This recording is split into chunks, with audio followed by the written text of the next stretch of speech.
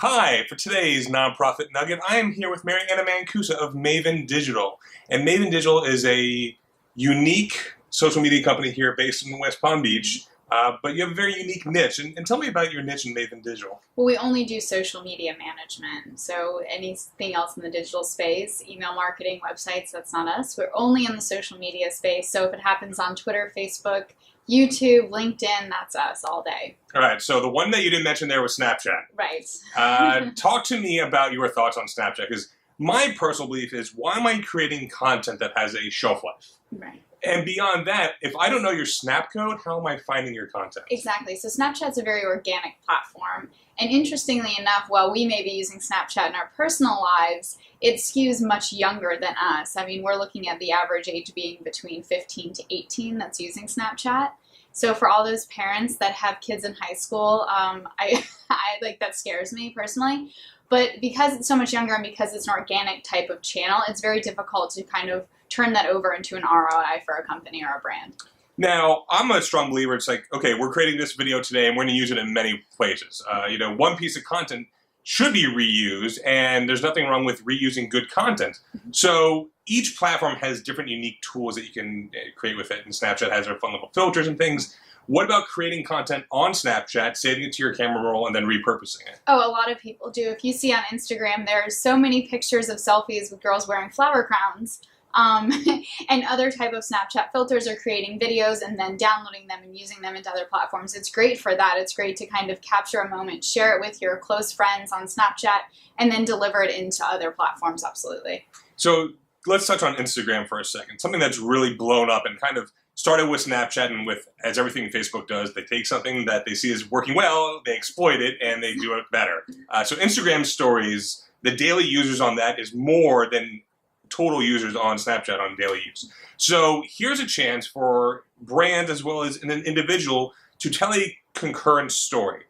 What I've noticed is there needs to be that story arc. You can't just be like snapping, snapping, snapping, snapping, but really tell something. What do you see as effective with Instagram stories? With Instagram story, it's really great because you can actually, as you say, build up to the crescendo, if you will, in social media. So basically start your day as kind of a behind the scenes and then what happens and what it all looks like.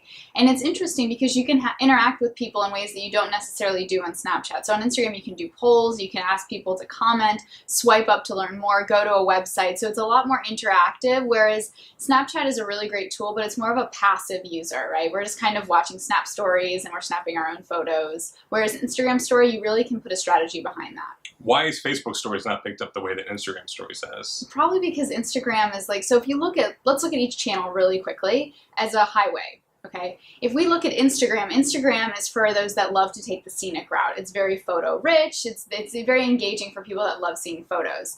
Facebook is for the Sunday driver. It takes a little time. We spend about 2 hours each time we're on Facebook. We're just kind of scrolling through, looking at what's happening. And so Facebook trying to convert over into a scenic type of tour is a very difficult conversion rate for them, whereas Instagram, it just kind of made sense. Okay, and that's a really great description. I like that. The scenic driver versus those that are on the highway going for a nice little drive. For me, and some people may disagree, but I truly believe that even before Facebook's, as they're constantly changing the algorithm, and now it's all about, let's bring it back to family and rich content, and let's forget those brand pages. Organic reach is dead. Mm-hmm. I mean, if you are not factoring in a paid strategy, you can create as great content as you want. Your potential reach is so minuscule. So, to the nonprofit world, and we know we have no budget, so when it comes to marketing, we're lucky if we can pull enough to print up 500 business cards. Why should I be investing in any sort of paid social, let alone Facebook advertising? Well, it's interesting because, as you're mentioning, Facebook has become very pay-to-play, right? So you have to get out there, you've got to spend some money to make money, to reach your audience, increase engagement, things like that.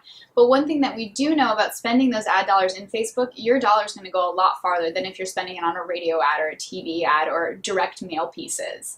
And so it's really, really important to say you can take $50 and you can actually target your audience and say, I want to go after these people, and I want them to have this level of income, this type of interest, and I want to bring them to my page. Whereas when you do a radio or TV ad or basically the traditional standard of marketing, it's hard to really basically target your audience in the manner that you can on Facebook. You know, people might see, oh, wow, your listeners are going to be 20,000 people. And it's like, oh, great. Well, you're taking a shotgun, you're shooting it out there, and maybe out of those 20,000, 10% are who you actually want. Whereas Facebook, since there's a reason when you're thinking about something and all of a sudden there's a Facebook ad that shows up, you haven't even told anyone. But there's that Facebook ad that shows up. And I know it's happened to you too. Yeah. But you can really have such great ROI in that respect. Mm-hmm. And using those tools, using the Facebook Insights, using the audience insight, using that audience creator, there's a whole other world to Facebook if you're not using the business tools. You know, just out there, as you said, a casual Sunday driver going to see what's happening. But to a marketer, that stuff is gold. I mean, it's amazing really what you can do. And as you said, $50, $5, take good content that you're creating, see what's engaging, and then throw $5 on a boost. But don't just boost it out there. Create a targeted audience for that to go out in front of. Exactly. So let's talk about Twitter for a second, because, you know, there was a time within the last 12 to 18 months where people was like, Twitter's dead, it's not happening, what's going to go on with it? What are your thoughts on Twitter? Well, I think it's safe to say that the president has effectively resurrected Twitter, if that's the case. We know that Twitter, if we want to go back to a highway analogy, it's much like the Autobahn. It's moving very rapidly. They say that the average lifespan of a tweet is 10 minutes.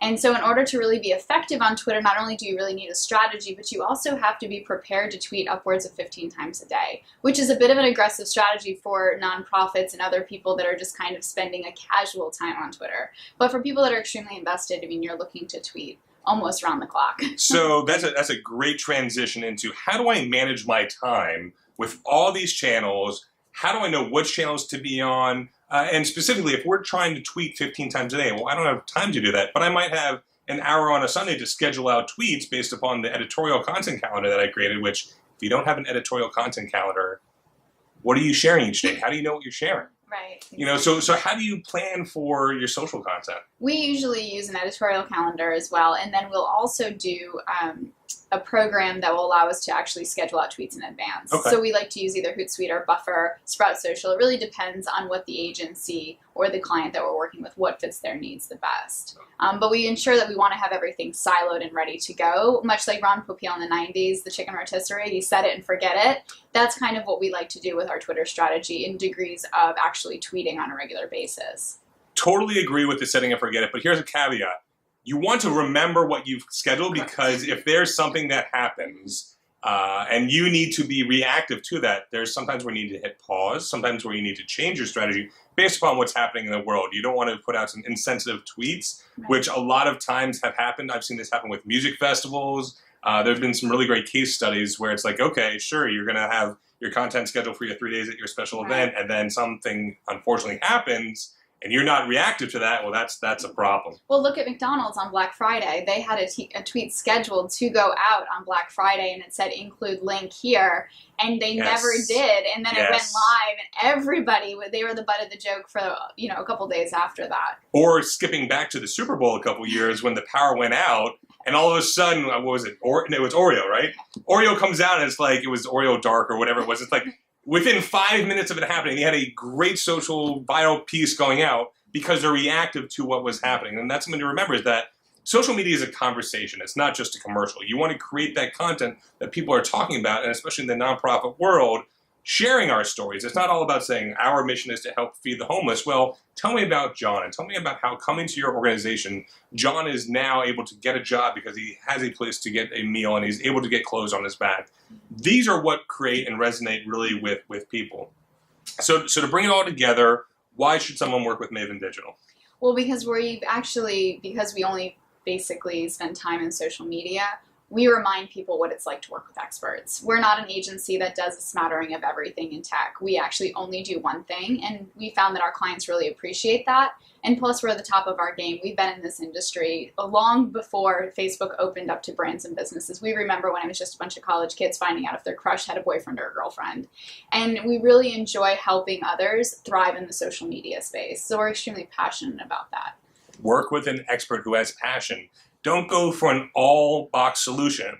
Find someone who can do what they do well, and you'll be really successful. Well, I really appreciate you sitting down with me today, Mary Anna. Is there anything else that you want to share with our audience? You know, I hope that those of you that are nonprofits will come out and join us on February 13th. I'll be giving a workshop here at Nonprofits First on how to build your social media editorial calendar and what to look for with the new trends in Facebook and Instagram. Wonderful. Thank you very much. Thank you.